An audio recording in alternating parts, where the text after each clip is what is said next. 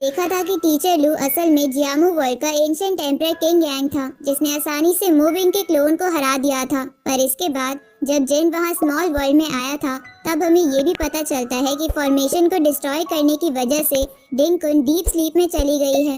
पर तभी किंग यांग जिन को बताता है कि हम होली ट्री की पत्ती का इस्तेमाल करके डिंकुन को ठीक कर सकते हैं। इसके बाद अब वो दोनों वहां से सीधा जियामू वर्ल्ड की तरफ निकल गए थे। अब आगे तो इस पार्ट की स्टार्टिंग में हम देखते हैं कि किंग यांग और जिन दोनों ही वहाँ जियामू वर्ल्ड में उस होली ट्री के सामने आ चुके थे। जहाँ आते हुए किंग यांग फिर वही टीचर लू वाले क्लोथ्स में आ गया था। तो जिन उससे पूछता है कि क्या अभी भी तुम एंशिएंट एम्परर होने की बात सभी से छुपाना चाहते हो। लेकिन किंग यांग बताता है कि ऐसा कुछ नहीं है, उसे बस अब इन कपड़ों की आदत हो चुकी है। अब किंग यांग सामने उस होली ट्री को देखते हुए कहता है कि यहाँ आए हुए मुझे बहुत साल हो चुके हैं। ये पेड़ सच में पहले के मुकाबले बहुत ज्यादा बड़ा हो चुका है। उसी वक्त वहाँ पर अम्ब्रेला गर्ल भी आ जाती है और जिन को गले लगाते हुए उससे कहती है कि हेवनली किलिंग स्वॉर्ड लगातार आवाज कर रही थी, इसलिए मुझे पता चल गया कि आप यहाँ आ गए हो। तो जिन अम्ब्रेला गर्ल से पूछता है कि क्या तुमने मुझे मिस किया। ये सुनकर अम्ब्रेला गर्ल मुस्कुराते हुए कहती है कि मैंने भी आपको काफी मिस किया था।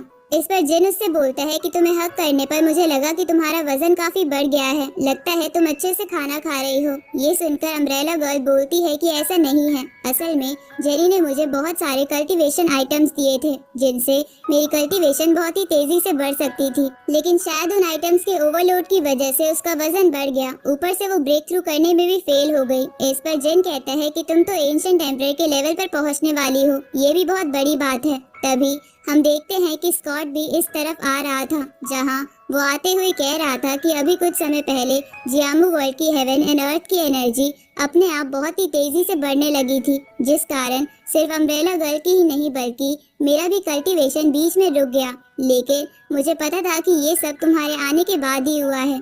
इस पर जिन कहता है कि कहीं तुम ये तो नहीं कहना चाहते कि ये सब मेरी गलती है, और कहीं तुम यहाँ मुझसे लिखवाकर माफी मंगवाने तो नहीं आए हो। ये सुनकर स्कॉट कहने लगता है कि ऐसा कुछ भी नहीं है, मैं ऐसा नहीं चाहता, क्योंकि मैं जानता हूँ कि तुम्हारी राइटिंग तुम्हारी तलवारबाजी से ज्यादा ही खतरनाक है। तभी किंग यांग जिन से कहता है कि मुझे लगा नहीं था कि तुम जब यहाँ आओगे तो तुम्हारे दोस्त तुमसे मिलने तक आ जाएंगे। तुम्हारे रिलेशन जियामू वर्ल्ड में सच में बहुत ही ज्यादा अच्छे हैं। इस पर जिन कहता है कि आखिर ये मुझसे मिलने आते भी कैसे नहीं, मैं इन लोगों का रक्षक जो हूँ। इसके बाद अब जिन वहाँ डिंकुन को लेकर उस होली ट्री की लीफ के साथ उसे रिफाइन करने लगा था, मगर वो खुद से ही कह रहा था कि डिंकुन को वो पहले भी गोल्ड हार्ट लीफ की मदद से रिफाइन कर चुका है। इसका मतलब अभी वो ऐसा दूसरी बार कर रहा है, इसलिए वो कहता है कि कहीं इससे कोई प्रॉब्लम ना हो जाए। लेकिन तभी किंग यांग उससे कहने लगता है कि तुम अपने स्पिरिट आर्टिफैक्ट को अंडर एस्टिमेट कर रहे हो, तुम्हें इसकी पावर के बारे में नहीं पता। इस पर जिन कहता है कि मैं भी यही उम्मीद करता हूँ। अब इतना कहते हुए वो अपनी यांग फायर एनर्जी को डिंकुन के ऊपर डालना शुरू कर देता है, लेकिन इसकी वजह से वहाँ पर एक बहुत ही तेज एनर्जी फैलती है और हम देखते हैं कि अचानक से डिंकुन मतलब वो फर्नेस वहाँ पर क्रैक कर नीचे गिर जाता है। ये देखकर जिन तो बहुत हैरान था, इसलिए वो कहता है कि ये क्या हो गया। साथ ही अम्ब्रेला गर्ल कह रही थी कि शायद डिंकुन इस होली एनर्जी को सह नहीं पाई, मगर तभी किंग यांग कहता है कि नहीं, ये टूटी नहीं है बल्कि ये रिफॉर्म हो रही है। अब तभी उस फर्नेस के टुकड़े वापस हवा में आते हुए ज्वाइन होना शुरू हो गए थे, जिसकी वजह से वहाँ पर एक पोर्टल ओपन होता है, जिसके अंदर से एक स्पिरिट बाहर आती है, जिसे देखकर जिन हैरान था। तभी वो कहता है कि आखिर यहाँ हो क्या रहा है। वैसे अब डिंकुन पूरी तरह से अपने स्पिरिट फॉर्म में आ चुकी थी और इसके बाद वो बहुत ही गुस्से के साथ मोबिंग का नाम लेते हुए अपनी एनर्जी को रिलीज करती है।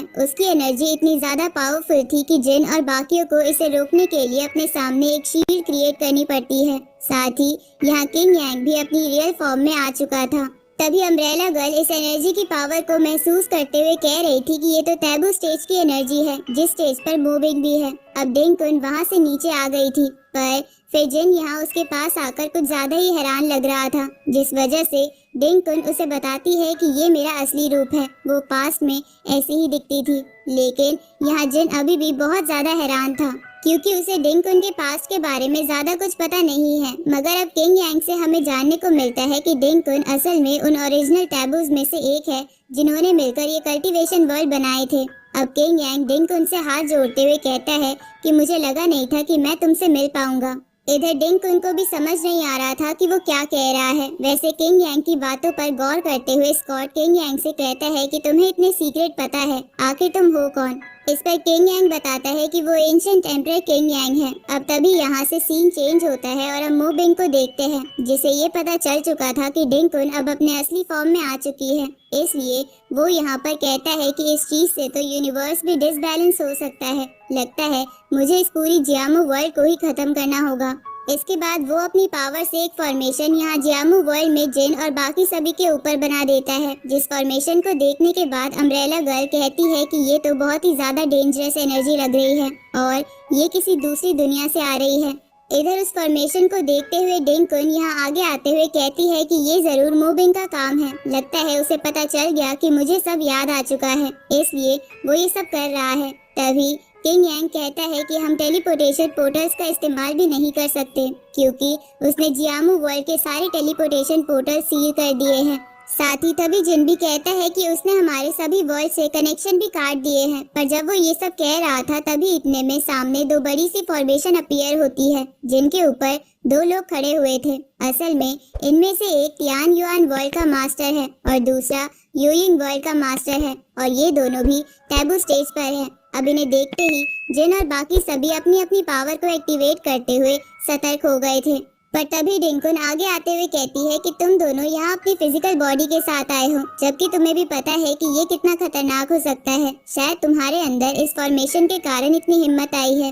इस पर वो दोनों खड़े हुए बंदों में से एक कहता है कि तुमने बिल्कुल सही समझा, ये फॉर्मेशन केओस गेट की एनर्जी से बनी हुई है और तुम्हें केओस गेट की एनर्जी के बारे में तो पता ही होगा कि वो कितनी खतरनाक है। अब उसकी बात सुनकर यहाँ डिंग कुन को गुस्सा आ जाता है और वो हवा में आकर गुस्से से कहती है कि मुझे तुम दोनों से बात नहीं करनी। और इसके बाद अब वो मू बिंग को सामने आने को कहती है। तभी मू बिंग अपनी स्पिरिट फॉर्म में सच में वहाँ सामने आ जाता है और कहता है कि शायद तुम्हें मुझसे ही बात करनी है। वैसे सही भी है, हम इतने पुराने दोस्त जो हैं।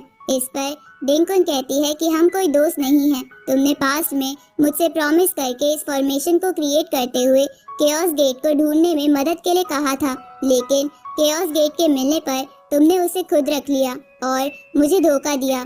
इस पर मू बिंग कहता है कि केओस गेट हर किसी का तो हो नहीं सकता और मैंने तो बस उसकी पावर को संभालने की जिम्मेदारी उठाई थी। साथ ही वो डिंग कुन से ये भी कहता है कि तुम उन बाकी सभी से अलग हो, इसलिए अगर तुम चाहो तो हम फिर से हाथ मिला सकते हैं। इस पर डिंग कुन समझ जाती है कि उसके कहने का क्या मतलब है। इसके बाद वो जोर जोर से हंसते हुए कहती है कि शायद तुम भी 10,000 साल से कैद हो, इसी वजह से अब तुम मेरी मदद मांग रहे हो। यहाँ अम्ब्रेला गर्ल उसे इस तरह से हंसते हुए देखकर कह रही थी कि ये तो पहले से बहुत ही ज्यादा बदल गई है। तभी जिन आगे आता है और उन दोनों मू बिंग के साथियों से कहने लगता है कि तुम सिर्फ मू बिंग जैसे प्रॉब्लम क्रिएटर के लिए इतनी ब्यूटीफुल और पावरफुल मास्टर डिंग कुन से दुश्मनी मोल ले रहे हो। लेकिन इस पर अब वो सामने वाला लड़का कहने लगता है कि अगर मैं मू बिंग की जगह पर होता तो मैं भी यही डिसीजन लेता। और इतना कहते हुए वो और उसका साथी दोनों अपनी एनर्जी को मिलाकर जिन और बाकियों की तरफ हमला करने लगते हैं। लेकिन तभी डिंग कुन ने सामने आकर उस हमले को रोक लिया था। साथ ही वो अपने हाथ में अपने आर्टिफैक्ट को निकालते हुए कहती है कि जो तुमने कहा, क्या तुम एक बार